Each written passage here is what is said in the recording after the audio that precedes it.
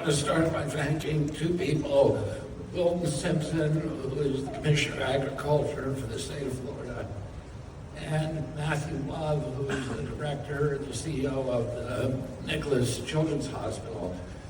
And today, one of the announcements we're making is that they have now signed an agreement to bring in locally produced food for this hospital, 5% a year, increasing by another 1% every year. It's going to benefit local farmers, but it's going to give the children in this hospital nutrient-rich food.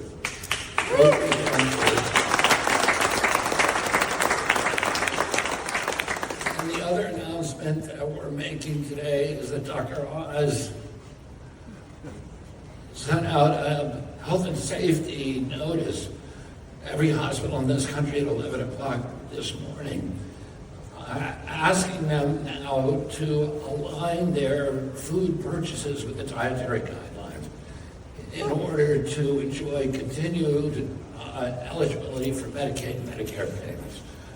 We're going to bring all the hospitals in the country in line with good food. And this is not something that we need to force hospitals to do. They want it. We have talked with them. They need the incentive.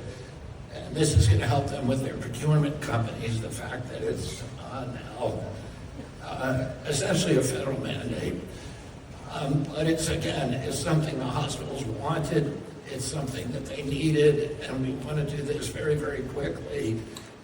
As Dr. Oz pointed out, the food in hospitals is so uniformly and appallingly bad that it is now a pejorative. If you tell It's a memo that reminds hospitals that under the conditions of participation, which is the most important tool we have, which is actually how we pay hospitals for the patients they take care of in Medicare, that they must ensure that the menus and diets meet that the individual patient nutritional needs in accordance with the recognized dietary practices. Those dietary practices have changed because Secretary Kennedy and Secretary Brooks Rollins have at the Department of Agriculture have pushed through a change in the dietary guidelines for Americans that now must be applied in hospitals.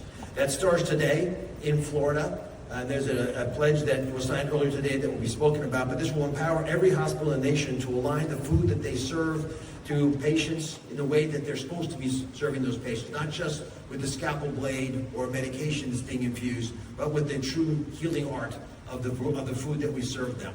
Prioritizing real foods which heal you will allow patient menus to adjust dramatically, and that will start starting today. Reducing patient exposure to ultra-processed products, which are designed to prolong the shelf life of the product, but they do not impact beneficially the shelf life of the human taking them. All of these are opportunities, especially if you bring a culinary flair to this, so the food tastes good and people want to eat it, they'll keep eating it. And that's the triad of success that we're looking for. Wholesome foods that come out of the ground, look in the way when you eat them. Food that is not designed for the product itself, but produced for your health, and adopted with a measure of culinary insight that makes it palatable and desirable. If done correctly, it works. We have evidence of this from the west coast of Florida.